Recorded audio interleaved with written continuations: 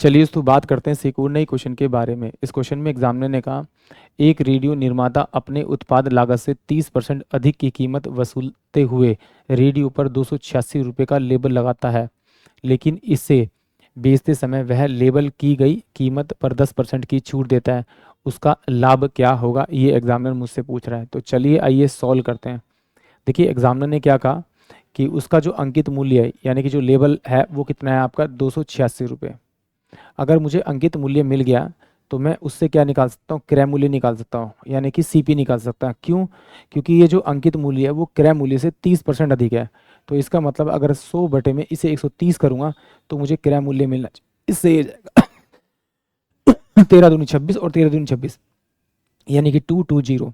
ये मेरे पास में क्या आ जाएगा, सीपी यानी क्रय मूल्य आ जाएगा। अब मेरे पास में इसने क्या दे रखा है, 286 रुपये दे रखा है मुझे आपका इसने मार्क प्राइस। और मार्क प्राइस पे से मैं अगर डिस्काउंट निकाल दूंगा तो मुझे क्या मिल जाएगा, इसका विक्रय मूल्य मिल जाएगा। और डिस्काउंट कितना दे रखा है, 10%। तो इसमें से अगर 28.6 अगर मैं माइनस करूंगा तो मुझे सेलिंग प्राइस मिल जाएगा, क्योंकि इसका 10% जो होगा वो क्या होगा 28.6 ही होगा। और या फिर इसे क्या कीजिए, आप इसका 90% निकाल दीजिए। 90% निकालने का मतलब क्या होता है कि 10% डिस्काउंट देने के बाद ये वैल्यू बचेगी। तो इससे इसको मल्टीप्लाई करेंगे तो मेरे पास कितना आएगा आपका 9 6 54 का 4, ये 5 होगा, 9 8 72 और ये 77। और ये आपका कितना 7 हो जाएगा, 9 दूनी 18, 9 दूनी 18 18 और ये 18 और 6 24 25 यानी कि 25 पॉइंट में लगाऊंगा। यानी कि 220 रुपये की चीज़ वो 257 रुपये 40 पैसे की बेच रहा है। इन दोनों का डिफरेंस करेंगे तो डिफरेंस करेंगे तो ये पॉइंट का 4 आएगा, पॉइंट यहाँ पे लगेगा, 7 का 7 उतरेगा, 3 उतरेगा, यानी कि 37 रुपये 40 पैसे का उसे क्या होगा फिर भी प्रॉफिट होगा। यानी कि ऑप्शन डी जो होगा वो उस क्वेश्चन के लिए करेक्ट होगा। एक बार फिर देखते हैं इसको। अगर इस तरह से ही नहीं करना तो देख लीजिए इस तरह से कर सकते हैं हम। मान लेते हैं कि भाई देखो उसने क्या दे रखा है मुझे आपका, उसने दे रखा है आपका हमारी प्राइस जो दे रखा है वो कितना दे रखा है आपका 30% अधिक दे रखा है। मैं मान लेता हूँ कि भाई जो 30/100 अगर मैं इसे खोलूँगा तो मेरे पास में अगर 100 रुपये सीपी है तो उसने 3 रुपये अधिक उस पर एमआरपी प्राइस लगा हुआ, यानी कि 10 रुपये वाली चीज़ उसने 13 रुपये के लेबल पे लगाई होगी। यानी कि एमआरपी प्राइस कितना होगा 13 रुपये और सीपी कितना होगा आपका 10 रुपये। अब वो कह रहा है कि जब वो बेचता है तो डिस्काउंट देता है 10 रुपये का। तो 10 बटे में अगर मैं 100 खोलूँगा इसे तो ये मेरे पास में क्या होगा 1 बटे में 10 आएगा। यानी कि अगर उसका एमआरपी प्राइस 10 रुपये था तो उसने 1 रुपये के डिस्काउंट पे उसे बेची होगी, यानी कि 1 रुपये के डिस्काउंट बेची होगी। यानी कि ये एमआरपी प्राइस 10 रुपये है तो सेलिंग प्राइस कितना होना चाहिए उसका 9 रुपीज़, यानी कि एसपी मेरे पास में ये आ गया। अब देखिए ये 13 है और ये क्या है आपका आपका 10 है, तो हमेशा इन दोनों का एलसीएम ले लेंगे। इस एलसीएम लेने से अच्छा इसको मैं इससे मल्टीप्लाई करता हूँ तो इसका सीपी जो है वो कितना है 100 रुपये है। और इसको मैं इससे मल्टीप्लाई करता हूँ 9 में आपका 13 ये क्या आ जाएगा मेरे पास में आपका आपका ये इसका आ जाएगा आपका सेलिंग प्राइस।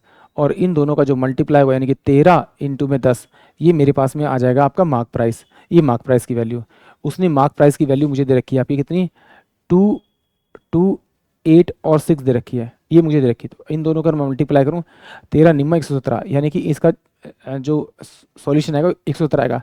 यानी 100 रुपये वाली चीज़ वो 17 में बेच रहा है तो इसका मतलब 17 रुपये का प्रॉफिट हो रहा है। ये प्रॉफिट 17 रुपये का हो रहा है, बट एक्चुअली में प्रॉफिट क्या है वो पहले मुझे इसको कंपेयर करना पड़ेगा। ये कितना हो जाएगा आपका आपका 13 दूनी 26 और 13 दूनी 26। अगर मैं 22 में अगर 10 से इसको मल्टीप्लाई करूँगा तो मुझे ये वैल्यू मिल जाएगी। इसी से डायरेक्ट इसको मल्टीप्लाई कर दीजिए आप 22 में आपका 10 से, तो 17 दूनी 34, 17 दूनी 34 का 4 और 17 दूनी 34, 34 और 3 37।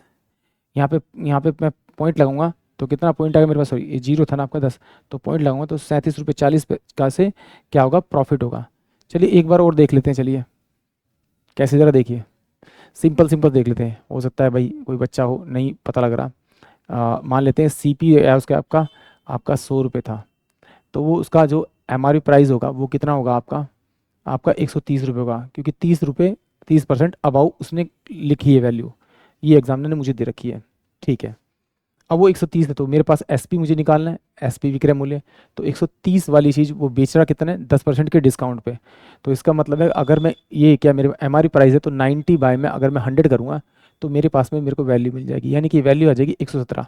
यानी कि अगर वो 100 रुपये वाली चीज़ 100 रुपये वाली चीज़ 117 में बेच रहा है, तो उसका कितना प्रॉफिट हो रहा है यहाँ पर देखने पर 17 रुपये का। बट एक्चुअली में ये तो सब वैल्यूज़ है, एम प्राइस तो मेरे पास दिया हुआ है, कितना दे रखा है एम प्राइस मेरे को, इसने दे रखा है आपका 286 दे रखा है। तो इसको ये बनाने के लिए किससे मल्टीप्लाई करना पड़ेगा, ये 13 10 हो जाएगा और ये 13 22 हो जाएगा, यानी कि 22 बटे में अगर 10 से इसको मैं मल्टीप्लाई करूँगा तो मेरे पास क्या आ जाएगा, ये एक्चुअली में मैर प्राइस आएगा, इसको इससे मल्टीप्लाई कर देते हैं, यानी कि 22 बटे में आपका 10 हो जाएगा। तो 17 दूनी 34, 17 दूनी 34, 17 दूनी 34 और ये हो जाएगा आपका 34 और 3 37, 37 यानी 37.40 का उसे प्रॉफिट होगा, यानी कि ऑप्शन जो आपका डी होगा वो इस क्वेश्चन के लिए करेक्ट होगा। आई होप आप सभी क्वेश्चन समझ में आया होगा।